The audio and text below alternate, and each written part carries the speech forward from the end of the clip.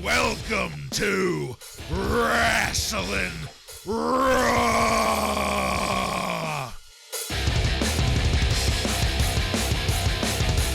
All right, you're listening to Wrasslin Raw, the podcast that takes you back to when Raw became war and Attitude ruled. Thank you for joining us. You're here with Ryan Arico. Sable wants Luna! Sable wants Luna! Joe Giammatteo. I look good and I taste good too. I'm the one and only Jason Bartlett. We're going to examine WWE history, one episode of Raw is War at a time. In this episode of Wrasslin Raw, we're going to be talking about the Raw that aired on March 9th, 1998. This Raw was recorded at the Wheeling Civic Center in Wheeling, West Virginia, and features Jim Ross, Jerry the King Lawler, Michael Cole, and Kevin Oh My God Kelly on commentary. Are you guys ready? I'm ready. Ready. All right then, let's get into it. I don't know why the cock keeps forgetting my viewing progress. This is like getting really old, and I had to find this episode, Season 6, Episode 10 of Raw. In case anybody's wondering, having the same problem as me. But we kicked this off with a replay of last week's major happenings. That's Mike Tyson apparently joining Degeneration X. The sweet chin music played for Steve Austin. And much like Jason Voorhees in Friday the 13th Part 6, Jason Lives, the Undertaker was resurrected from the dead with a lightning strike. Mind-blowing. But there's no time to fuck around here. We headed straight into our first match of the night. Ken Shamrock and Steve Blackman defeat the Nation of Domination. This is Farouk and The Rock by disqualification in 4 minutes and 37 seconds. The Nation looking great as always, and I'm digging Steve Blackman's entrance. He's got great music. They finally figured that out. I think they're ironing out the wrinkles for old Steve-O here. But the big pop here was for Ken Shamrock, and I am loving that. Kenny was loving it too. And once things got going, the action was decent. Blackman still looking a bit wooden in his selling. I also noticed certain things like that really fast abdominal strike combo that he did on Farouk. It doesn't make a visual impact compared to things like kicks. You know, he does these moves that they are, I'm sure, very great in terms of martial arts efficiency, but in terms of visual flair, not so much. And we need a little more flair for television here, Steve. There was a really strange visual distortion across the screen, though, and some audio problems too. Commentary kind of noticed it, but they didn't say anything here at this point. I didn't know if maybe my TV was glitching or maybe my house was haunted. I don't know. Blackman hit a great roll-up pin on The Rock, and I love how fluid Blackman's movements are. He's certainly doing very well for how new he is. And that distortion, it happened again. This time JR made a comment about it, and at that point... What could that be? I knew it was a work. We need to get to those people in the production trailer. Tell them what's what. The big highlight of this match, though, was Shamrock and The Rock in the ring. They are working together phenomenally well. And, of course, the DQ came when it devolved into a 4-on-1 there in the ring. Things didn't end there, though. The Rock wanted Shamrock alone, and Farouk gave it to him. The Nation left The Rock, who started in the corner with a slightly dazed Shamrock, who snapped out of that pretty quickly. They left The Rock to get manhandled by Shamrock. That ended up at the outside. Farouk looked back and yelled, "You want it, you got it." And I fucking popped. There was a fantastic scene of The Rock almost trying to crawl up the ramp. Shamrock was holding The Rock back in the ankle lock. The Rock was selling the shit out of it. Farouk was refusing Nation assistance. By God, the story just keeps getting so much more delicious. So, guys, I thought this was a great match. Another chapter in the story between The Rock and Farouk. I love the way we're keeping that fresh. But also, this was a very well-done preview of that Intercontinental match between The Rock and Ken Shamrock on the card at WrestleMania. Ryan, what did you think of our first match here? I completely agree. I thought this was a really good match to start Raw off. We guessed last week that Shamrock and Blackman would be meeting up in a tag team against the Nation, and sure enough, that's what we got here. And, as long as this isn't a drawn-out partnership, I think it worked pretty good here tonight, because what we got was pretty solid action, I thought, by all parties involved. You mentioned Blackman is still a bit stiff at times, and he's very green, but just like Shamrock, he's catching on to things very quickly, this catch-as-catch-can style of the WWF. The moment these vertical lines came up and JR apologized for the technical difficulties they were having, I thought to myself, do you not remember the last time we had technical difficulties like this? Who is responsible for it? So, of course, anyone in the know or who have watched any wrestling over the last couple years know we're about to see The Undertaker tonight. So that got me popping hard for sure. The end of this match was a DQ. And the fact that they left The Rock at his request to get the Shamrock ankle lock, I really loved it. And the way Farouk just kept the rest of the Nation back, holding him, saying, nope, he asked for it. Things, they can't last too much longer for the Nation. With this type of stuff going on, it's gotta boil over really soon. And I'm assuming WrestleMania, but love the story and really enjoyed this match. Thought it was pretty entertaining. Yeah, I thought it was good too. It wasn't anything overly exciting or fun to watch. Kind of like that segment that the Nation did with the picture of The Rock, the portrait or painting or whatever it was. That was really good shit. This was just kind of extending that, which was good. Seeing Shamrock and Steve Blackman together as a team, pretty fun to watch, I guess. Kevin Kelly mentioned that Steve Blackman is pumped up, and that is certainly sure is. in more ways than one, Kevin Kelly. This was basically exactly what I thought it would be. Not that I didn't like it, but I think it was just mainly used to extend that Rock and Farouk story. But like you guys said, it helped everything go into WrestleMania with The Rock and Ken Shamrock. I think it kind of helped put some of that together too. So this was a pretty good start to the show. Yeah, absolutely agreed. And, one good turn deserves another, because Degeneration X was out after the commercial break. But with all of these quick cuts that they were doing, I couldn't tell at first if that was Sean or Try coming down the ramp with China. It was happening so quickly, Well, plus you were in the middle of a seizure, so it's tough Yes. Yeah. Right. As I craned my neck from the floor. It did end up being Triple H. And Triple H has made sure to give us another replay of the DX swerve last week with Mike Tyson. This is the second time that he has said that discretion is advised, but will be ignored. And I don't know what that means. Can one of you guys explain that? The parents are going to show discretion, but then he's going to ignore the parents showing discretion? I think he was saying with him, it would be under advisement, but completely ignored. Well, this rated X stuff with them, it kind of does not work for me, brother. So maybe they need to just rework that a little bit. But we can't go there. Not when there's time to shit talk Owen Hart, which everybody loves to do.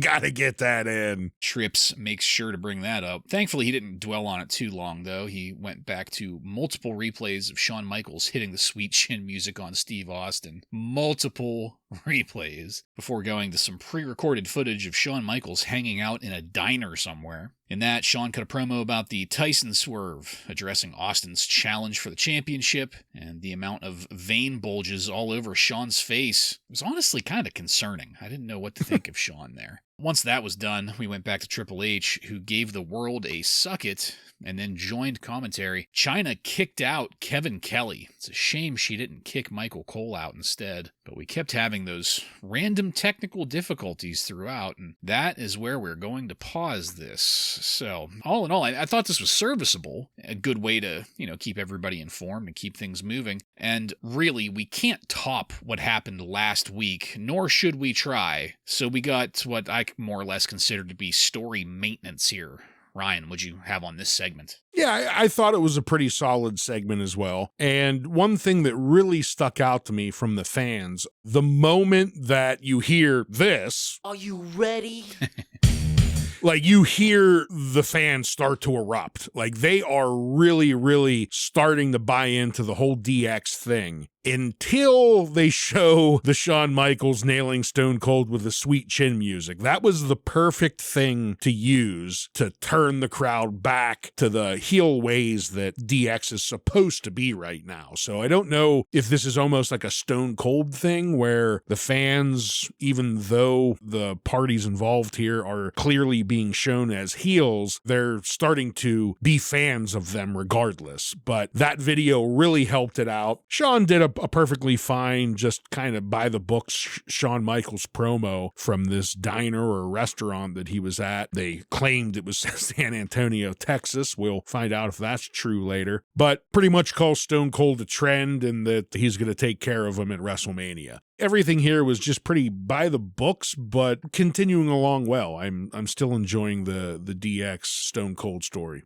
Yeah, same here, and I'm like you guys, I'm not really enjoying the Try versus Owen story. But yeah, this was a good segment, I think. And Ryan, I noticed that too, how DX is getting a huge pop here from the wheeling crowd. And then they immediately change their mind when they see the attack on their beloved Stone Cold Steve Austin. So that is really great. I mean, that's when you know shit is working all around. So really good stuff there. And Shawn Michaels, this was nothing fantastic, but I do have to say this version of Shawn Michaels, I mean, we've been seeing a couple different versions of him, the baby face, all that, the boyhood dream shit. This is such a better version of Shawn Michaels as far as entertainment goes. Just him in this DX role as champion going into WrestleMania against, the ultimate babyface.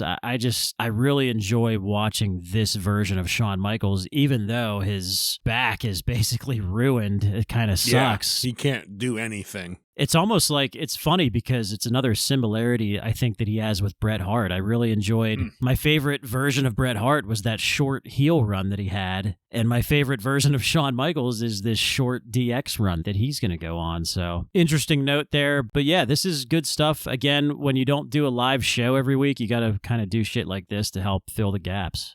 Yeah, the whole not being a live show thing crops up quite a bit in this episode. It was standing out pretty strongly. And I was not pleased to realize that Try was sticking around on commentary for our next match. Barry Windham defeats Owen Hart by count out in 5 minutes and 15 seconds in a WWF European Championship match. What? Yay. I didn't know those still happened. How many ways can we bury Owen Hart in one match? Like, it started right away with Triple H not taking Owen seriously when they faced off there at commentary. It continued with just the simple fact that Owen is booked against Barry Windham, compounded by the fact that it's against Barry Windham for Owen's fucking European Championship. And man, Barry Windham looked like shit. Francis did take... He at least took off those assless chaps. I was going to say, Francis did take off his assless chaps this week. One of the other ways that will bury Owen Hart here is to make sure that those technical difficulties obscure the entire screen, but only when the camera is on Owen. There were no such difficulties when the cameras were focused on literally anyone else. I did love when JR made a nose size comment, and Triple H very innocently and vulnerably said, "Hey, what's that supposed to mean, Ross?" And just the look on his face looked like somebody had just strangled his kitten. Michael Cole felt very much like a Vince McMahon avatar in this match. What he was saying, the way he was interrupting everything, it just sounded like Vince was in Cole's ear, using him like some kind of perverse pencil neck ventriloquist dummy. And for the next 20 years. I could just see Michael Cole's mouth flapping. Vince McMahon's hand up his ass. Hand up his ass. We know that part's been happening for years to multiple people. Ooh, put it in dry. Man, the finish here sucked. China got the nut punch on Owen through some really crappy ref distraction from Jim Cornette. This was just very anticlimactic. And speaking of a lack of climax, Bradshaw hit the ring to go after Windham, and nobody cared. We did get a replay of Owen Hart rolling his ankle, and man, that looked fucking rough. Did you guys see that replay? Oh, yeah. Like, I can't remember. Like, does he have ankle issues now? Like, for real? Yeah, he's dealing with an ankle injury now. It was in the Observer. Okay. All right, so anyway, Joe, this was strange to me. So many parts of it were just off-putting, but I couldn't pick out one single thing to point at and say, that's why this sucked. It was just kind of a cumulative... Well, sure you can. It was a cumulative effect. The moment Windham started his way down the ramp, you... Joe, what'd you think of it? Yeah, I was just going to say, just Barry Windham is all you need to say. If he was the stalker again, this would not have sucked. Yeah. This would have been great. But yeah, he sucks, and this whole thing sucked because of it. But Chyna, her low blows always have so much force behind them and always look good. But outside of that, I mean, yeah, this sucked. Bradshaw comes in to beat up Francis, and nobody could care any less about that. Like, it was just silent. Nobody cared at all.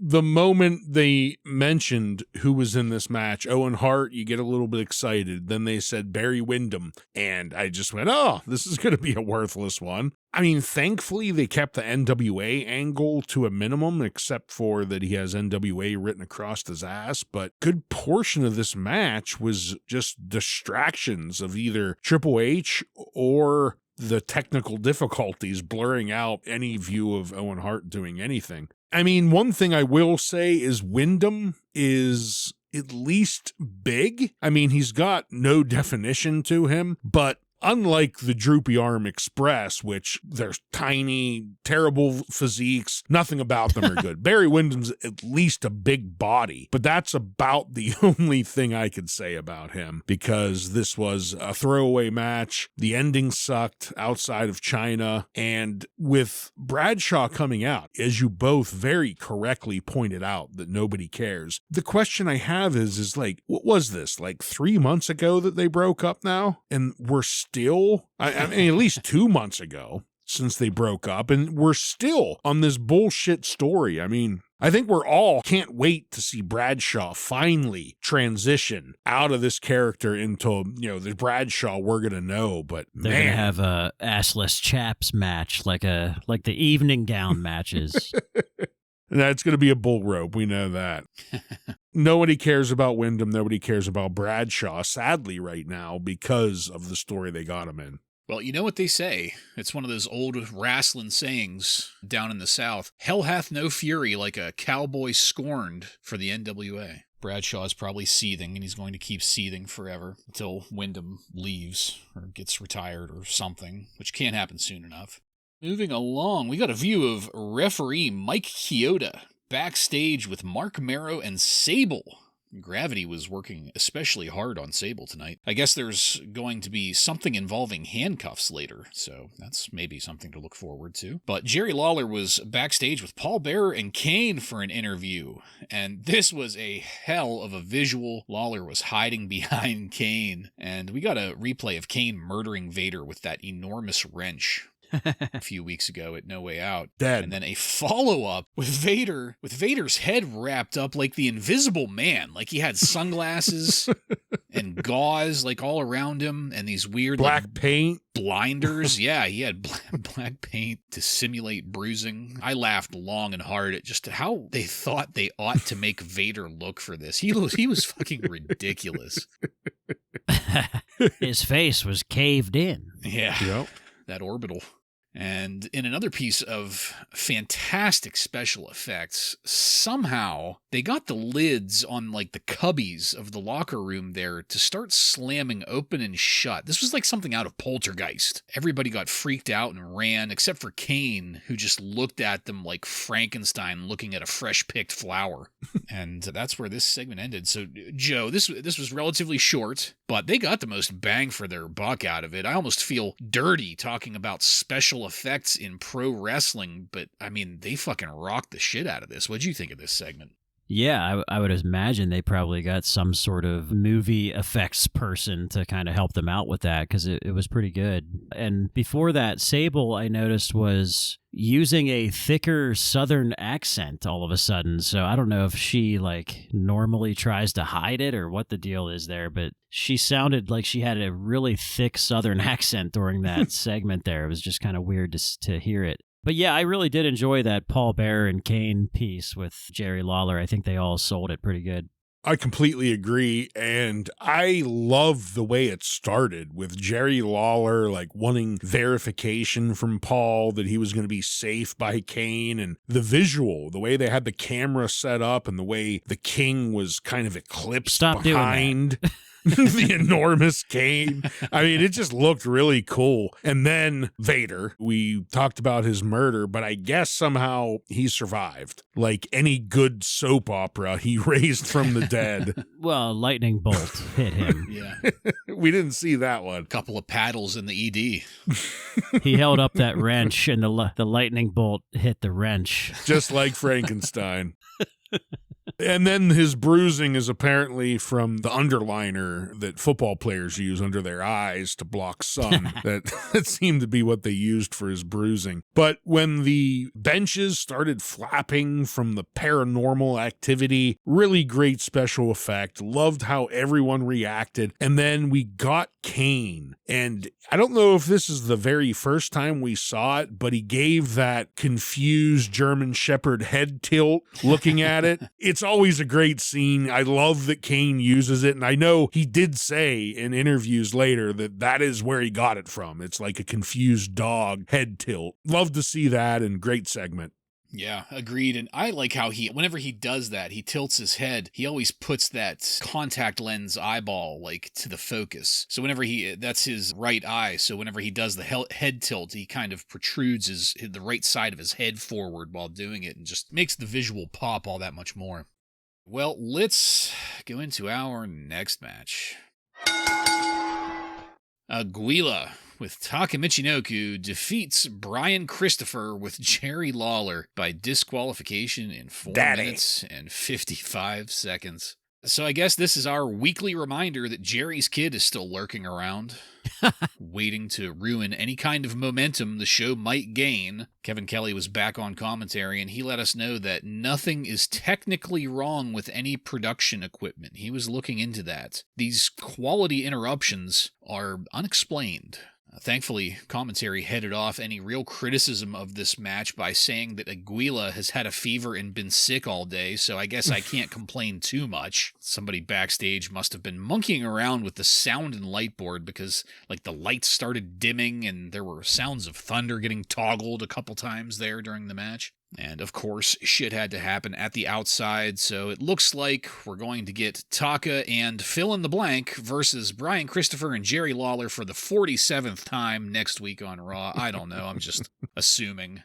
Ryan, I'm obviously not a fan of this. What did you have on it? Yeah, I wasn't a huge fan either. You know, I guess having Brian Christopher is a little bit of an advantage in these high-flying and matches in that he's a little bit different. He's not a high flyer, so it changes the matchup a little bit. Unfortunately, Christopher went for a high-flying move. He went for a sunset flip into a powerbomb, and it didn't really get executed all that well. It wasn't like completely botched, but it just didn't look smooth by any means. The whole stuff with Taka and Christopher and Lawler, how long has Taka been in the WWF at this point? So this is March, beginning of March, so close to 6 months, I'd say. Okay, yeah. Does that sound about right? Yeah, sounds about yeah. And his feud with Brian Christopher and Lawler has been about 6 months. It's been the entire time. It's been the entire time he's been here. I don't get it. I mean, this maybe could have been okay if it just wasn't this 6-month-long tired story. I fucking hated it. Jerry's kid stuff again, and Aguila was giving me a fucking fever and making me sick because he sucks too. The old Luger flu got you. That's it. Okay. Yeah, well, now let's get the hell away from it. Brian Christopher could not join Scott Taylor quick enough. It needs to happen immediately. Oh my God, yeah. Yeah. Because this is just too much. Well, we have a bright light on the horizon here as Steve Austin has arrived at the arena. he didn't fuck around. He went straight out to the ring from the parking lot and grabbed a mic. I mean, he was dropping his bag like in the gorilla position, heading out through the curtains. And man, Austin tore right into it. He queued up footage from last week, and even Stone Cold here forced the replay. That whole replay thing, that seems to be catching on. I hope nobody in the production truck is latching on to that. But Austin demanded that Vince McMahon join him in the ring to explain things, calling Vince a yellow bastard and planting a steel chair there in the ring to sit and wait. But rather than Vince McMahon, Jerry Briscoe and Jack Lanza came out. And I loved it because they were trying to get Steve to go backstage, and Steve emphatically refused. They swapped out with Commissioner Slaughter then. He came out to give it a try. And while he was doing his best to get Steve to leave the ring, we got a great view of Vince McMahon backstage looking terrified. And Austin threw out some great logic on the microphone here. He said to Slaughter, "What are you going to do? Suspend me? Fire me? WrestleMania is right around the corner. You're not going to do anything to me." And I fucking popped. The crowd loved it. It's amazing how effective something like simply making fucking sense can be in wrestling. I loved JR calling this a hostage situation as the crowd ramped up the Austin chants.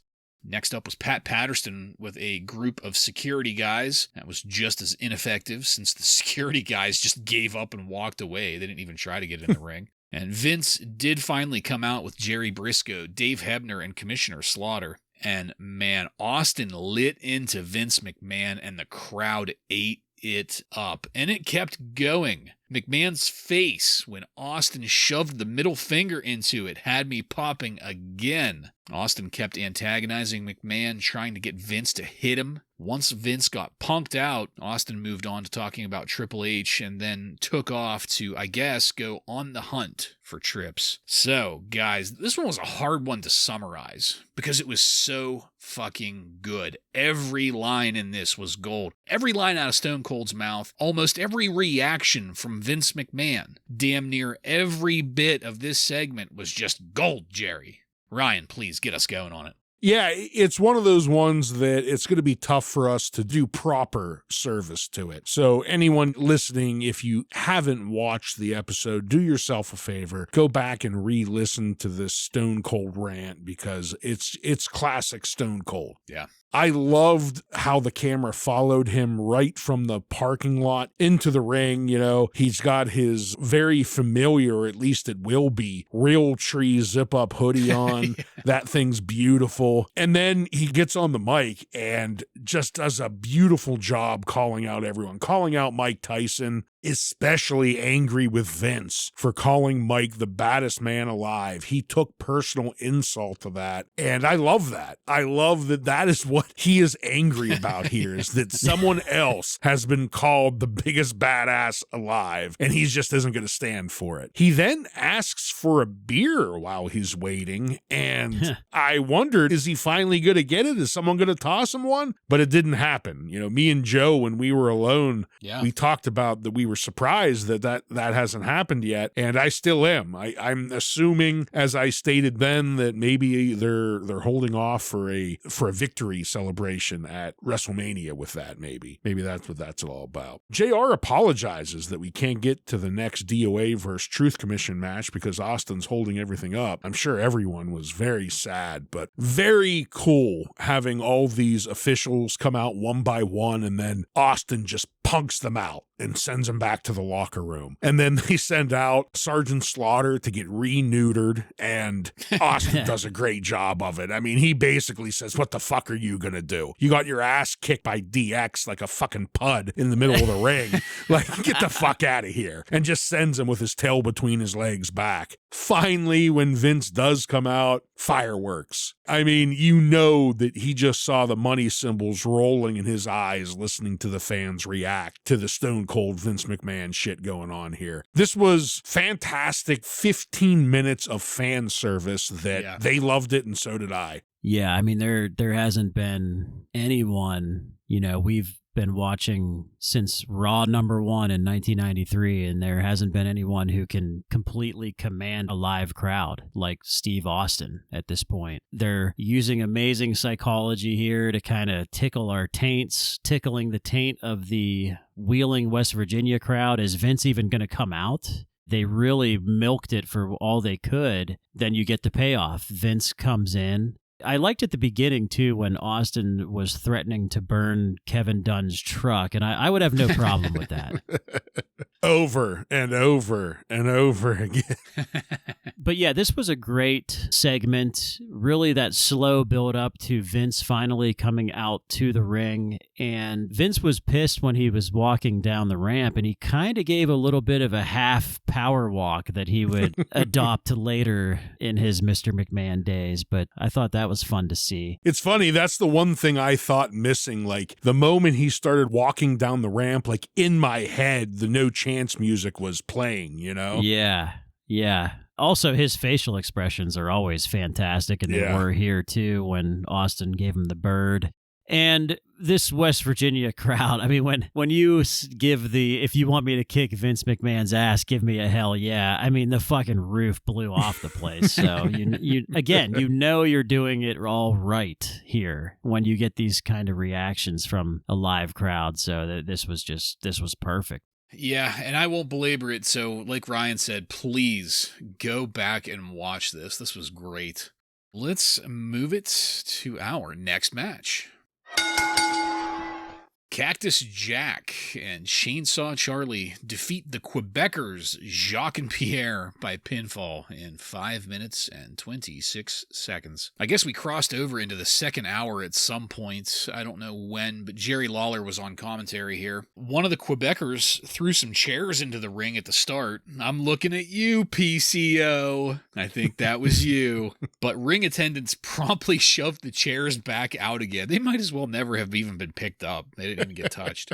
The screen fuzzed out completely at one point, totally obscuring everything there. And Ryan, I think you misspoke earlier whenever you said about the DOA and the Truth Commission, because it was here that we got the amazing news that because of Steve Austin holding the show hostage, the NWA Tag Title match that was originally scheduled as our main event got bumped to Saturday Morning Superstars, where it fucking belongs.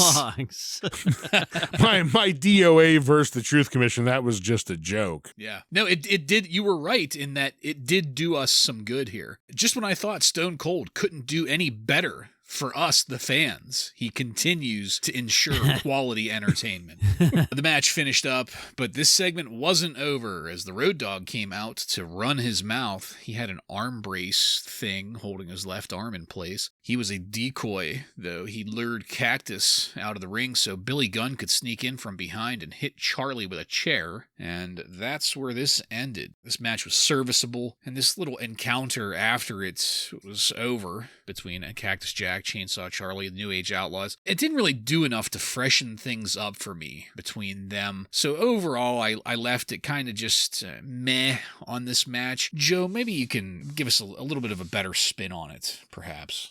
I don't think I can. I laughed out loud when we came back from that super hot segment to seeing the Quebecers waving Canadian flags. It's just like, wow, that's what we're going to follow that up with. That is pathetic. And the Quebecers are just, their ring gear is terrible and outdated.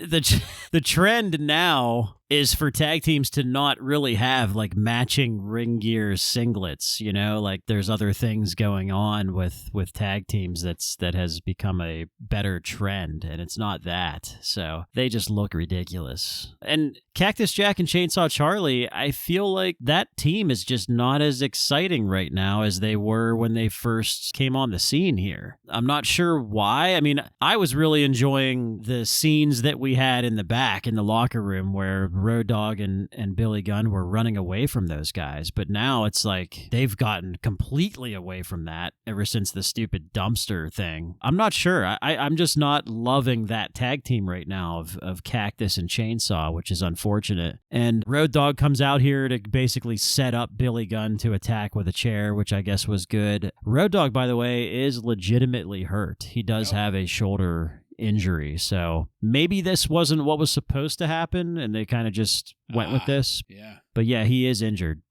The Quebecers just, I don't know why they got rehired here, to be honest, because they come out here waving the Quebec and Canadian flags. And we've said it multiple times, this nationalistic bullshit. Sorry, you guys missed the boat by about a year. You know, you're just, this story is done and gone with. You can't resurrect it, especially not these people. You know, they don't have the star power to pull that story back. One thing I did notice, even when they were waving the flags, though, is Jacques Rougeau. He has one of those terrible bald spot with ponytail looks going. It's just so fucking terrible. And you know, I'm not going to knock anyone for being bald. I'm fucking bald, but I didn't grow a ponytail out the back of my bald head, you know? So sorry, if you do that, you deserve to be made fun of because it fucking looks terrible. Don't do it.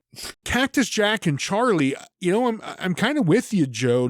Maybe not so much that I don't like this tag team, but the way everything kind of ended here with Road Dogg coming out, Badass attacking Charlie from behind with the chair, but then really nothing else happened. It just seemed very anticlimactic, especially we were pretty high the last time they met each other out in the parking lot where they got their car beat up. You know, stuff like that's cool, but if that is what you're gonna to give us, you have to either live up to or exceed that. And when you backtrack to something kind of boring and mundane like this, you kind of lose my interest. But hopefully they pick things up for the WrestleMania match. But I agree. This was a very lukewarm match. It wasn't bad. It was just, eh.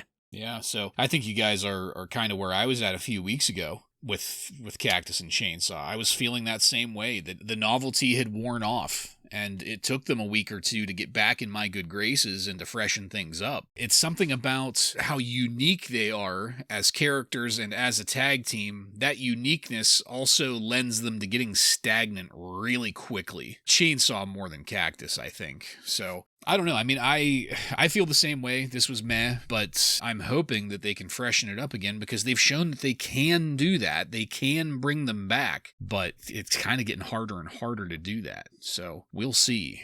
What happened next? Oh, the lights went out and the organ music hit. And Paul Bearer and Kane came down to address the return of the Undertaker and there in the ring. And we got a hell of a view once again up in the mush of Paul Bearer. Beautiful. He cut a promo for us. As he was moving through it, the lights went out again. The bell tolled. But this time, when they came back up, the Undertaker was in the ring. For just a split second, the lights went out and he had disappeared again. Paul Bearer was appropriately flustered.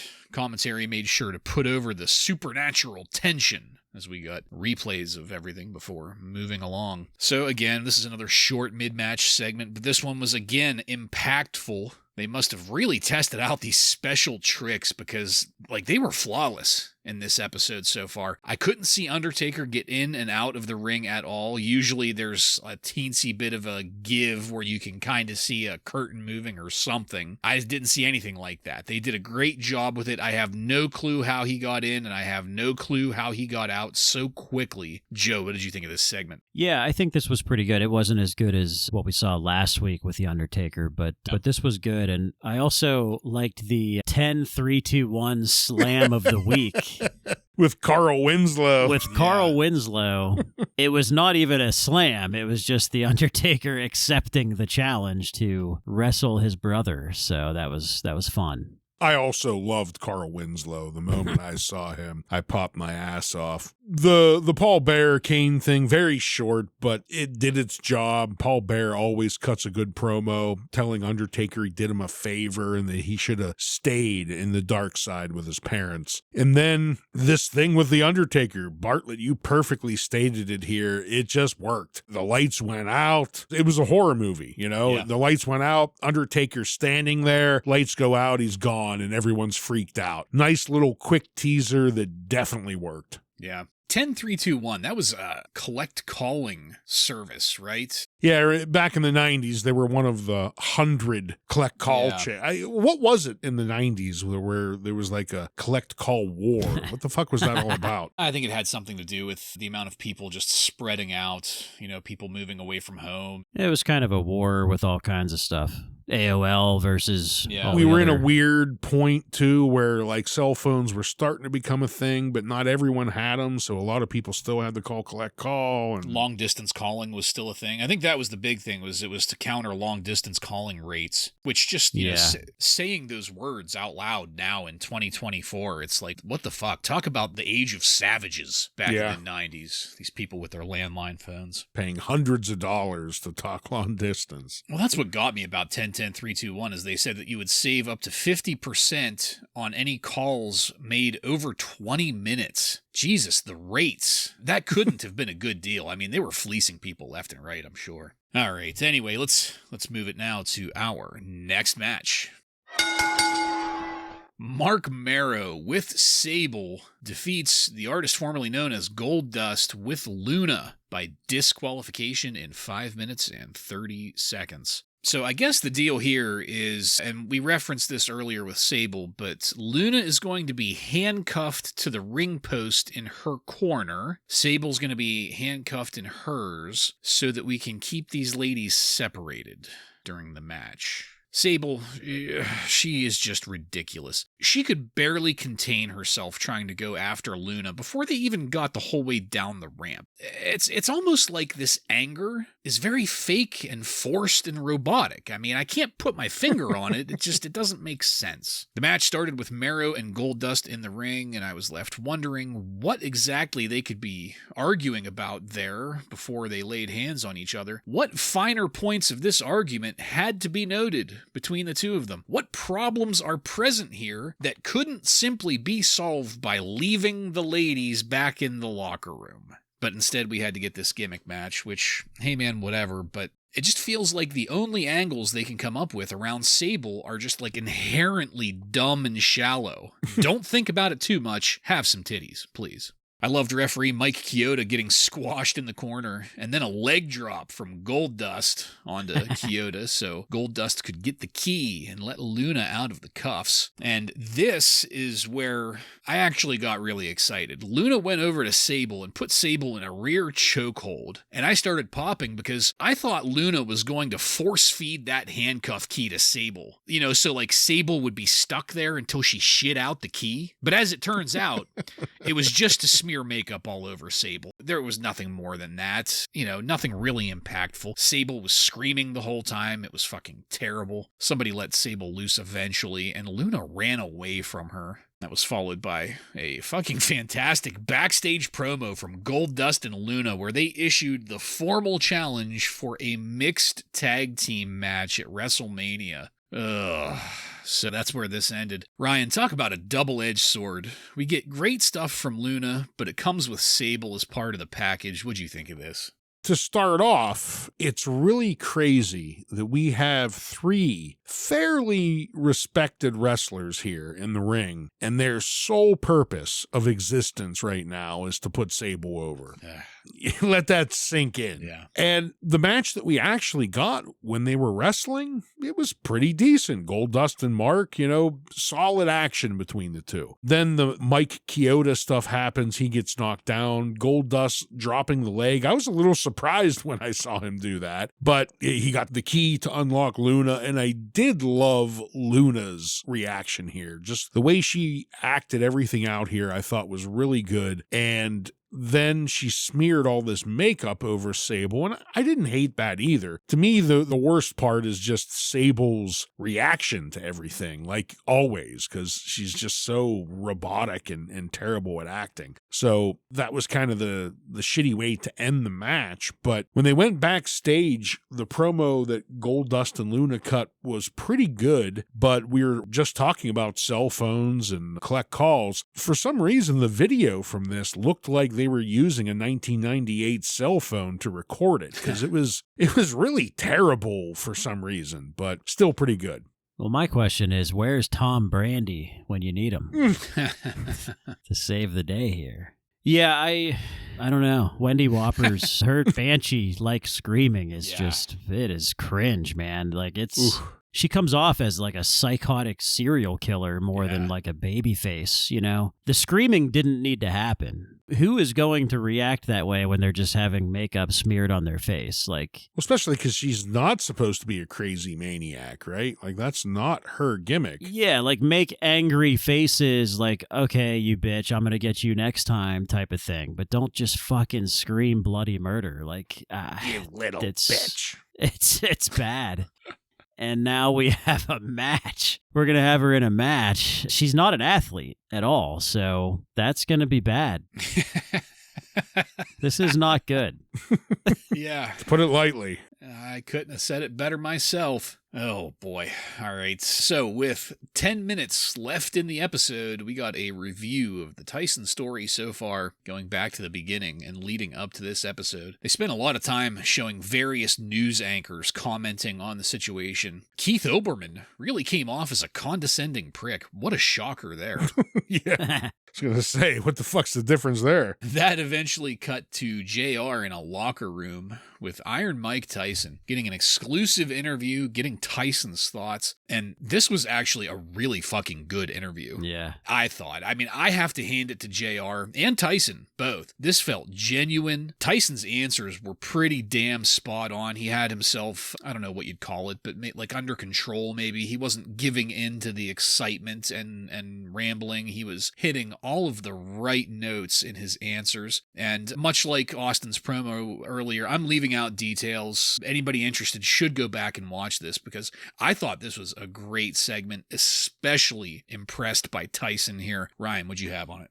Yeah, I really agree. Tyson did do a great job, but JR definitely needs to get his props for properly walking Tyson through this interview, this pro wrestling style interview. But Mike Tyson, you know, he caught on quickly and knocked it out of the park, I thought. Especially at the end, you have JR asking if he thought, do you think this is fair that you're aligned with DX and you're the enforcer? And Tyson just says, hey, get with the program. Nothing in life's fair, and walks away. Yeah, all of this worked, especially for a civilian non-wrestler like Mike Tyson. Yeah, he is a civilian, but Mike Tyson comes off as a guy who he knows who he is. You know, he knows how big he is. And for being an athlete, just a boxer, like, he's a great entertainer on these shows that he's been on so far. So yeah, having JR kind of walk him through that, I'm sure it was easy for JR to do that, because Mike Tyson, like you said, Bartlett, it's coming off as very genuine. He is clearly someone who's happy to be there. Like, yeah, he's getting paid a shit ton of money, but at the same time, like, he's not phoning it in. He's really buying into the story. It's a boyhood dream. Yeah.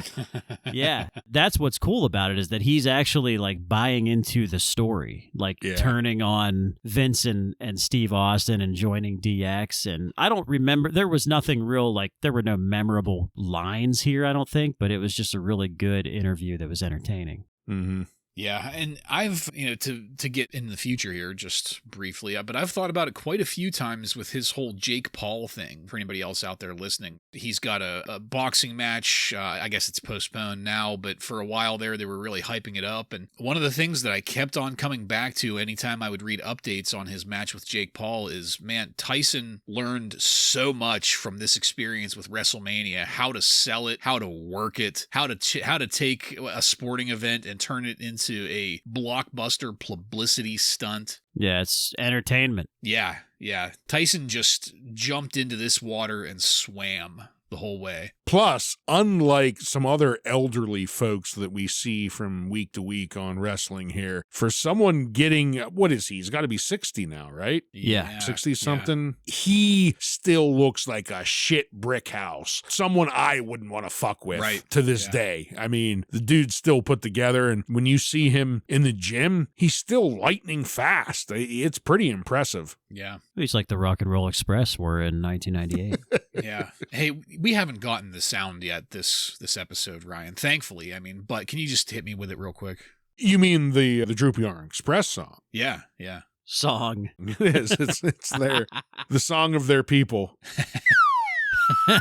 All right. Thank you. That does my heart some good. All right. Let's go into, I guess, what we would call our final match of the night. Savio Vega with Los Boricuas versus Triple H with China ends in a no contest in about 30 seconds. I completely forgot this match was even on the card, to be honest with you guys. I had to go back and proofread all of my notes to make sure I didn't call Marrow and Goldust the final match of the night. There were officials everywhere here to protect Triple H from Austin, and that 30 seconds that I quoted the match time at, that was from the opening bell until when Steve Austin marched down the ring. And once he did that, it was just a line of stunners the whole way in. Jerry Briscoe got it first, then referee Mike Chioda. Chioda was having a hell of a night. Then Savio Vega. But Shawn Michaels was here all along. He ended up in the ring and gave Austin the sweet chin music once again, dropping Austin so Triple H could jump on Austin. And just as Michaels was lining up his chair shot and JR was screaming the word "No!" repeatedly, No, no, no, no, we faded to black. Guys, I can't say that I expected this finish to the episode because I didn't. But I wasn't exactly surprised either. I can definitely say that I do not care for this cliffhanger ending. They need to just not do that, I think.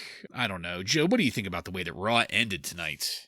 I disagree. I love the cliffhangers with JR screaming his head off. I think it's great. I love seeing those type of endings. But I will say, going into this, you see Triple H versus Savio Vega with what, two Raw episodes left until WrestleMania. I mean, that doesn't sound very exciting, but they made a way to make it exciting. I mean, they kind of telegraphed that Shawn was there the whole show, but I guess you can kind of pretend that never happened. But with him coming in there, even with Austin, before Shawn showed up, Austin, I love that he just walked down the ramp. He didn't come through the crowd or anything like you would have expected. He just said fuck it and walked down the ramp and just started stunning people. So that was great. And then Shawn giving him the sweet chin music. Again, you have to let DX destroy this guy because he's going to win at WrestleMania, so you got to kind of build up to it. Yeah, give him that ultimate hero story. Yeah, I thought the ending was like a fucking chef's kiss ending. I loved it,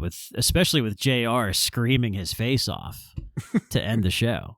Yeah, I'm more in Joe's camp there. I thought this was a good way to end it. The cliffhanger and Stone Cold in general. I mean, if you're going to end a show with Stone Cold, that's usually not a bad thing. He comes out and just starts laying out stunner after stunner, and then it was a swerve to me. I was not expecting Shawn Michaels to come out here and for the second week in the row nail Austin with the sweet chin music, but to me, it is the right move. Joe, you laid it out perfectly there. We need to see Stone Cold lose because he has been pretty much winning from the moment he turned into the babyface Stone Cold up until now. He's been getting the best of everyone, and this is the first time that someone consistently is getting the best of him, and that's beautiful storytelling. And then to end on the cliffhanger right before he's about to get railed in the head with JR screaming, I agree. I popped for it.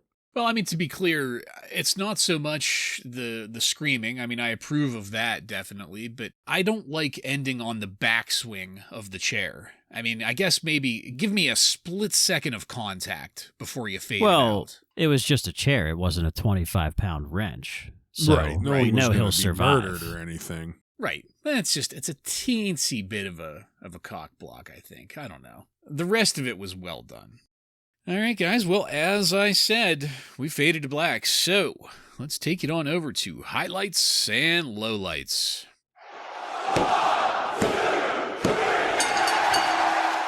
Ryan, why don't you take that first? Well, to me, it's pretty easy.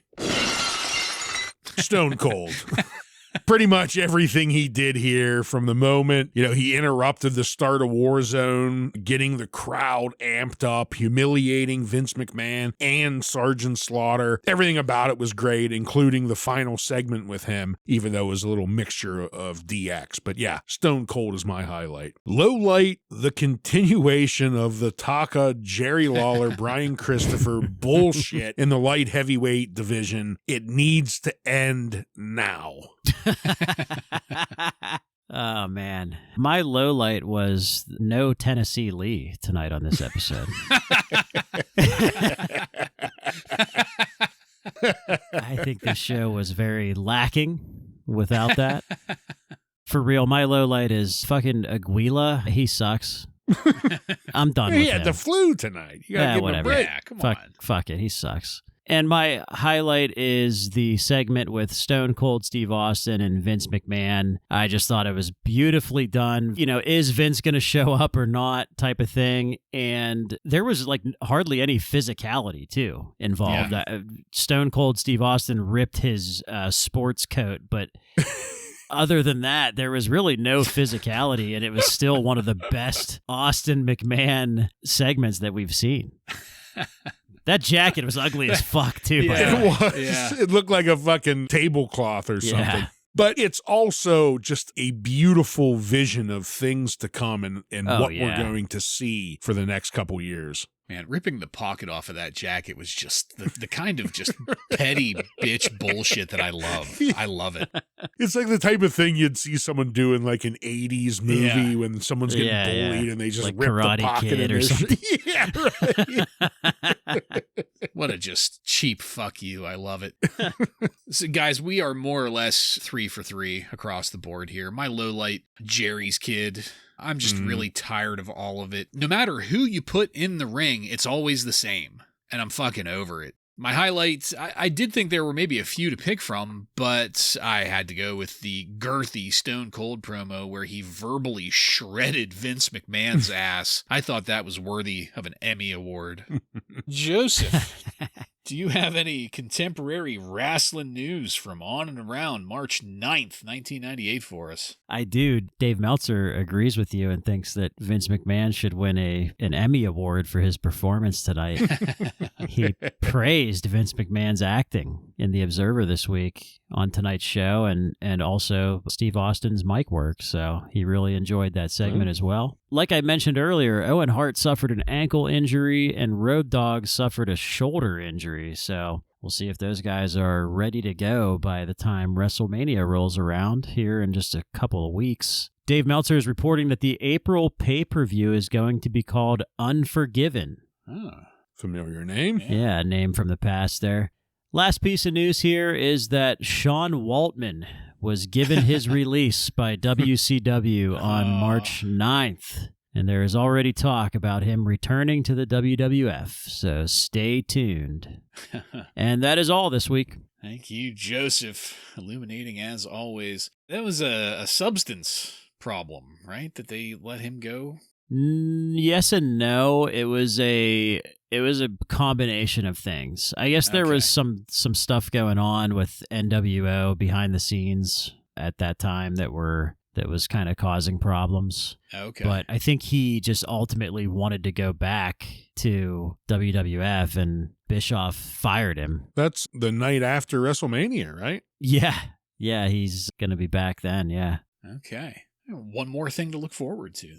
Yep. And that's it, folks. We are done with this one. I want to thank you again for joining us. If you like what we're doing here and want to connect with us, you can email us at WRASSLINRAW, just at gmail.com to the end of that to submit questions or comments. Check us out on social media and on every podcast subscription platform. While you're there, don't forget to follow and subscribe to get every episode of Wrasslin Raw coming to you every week. Give us a 5-star review and tell all of your friends to tune in to the most stunning Monday Night Raw review podcast on the airwaves. That one was a little bit of a stretch. Next week on Wrasslin Raw, we're going to take a look at the Raw that aired on March 16th, 1998, with matches featuring Tom Brady, the Rock and Roll Express, and many more. So, for Joe and Ryan, I'm Jason, and this has been Wrasslin Raw.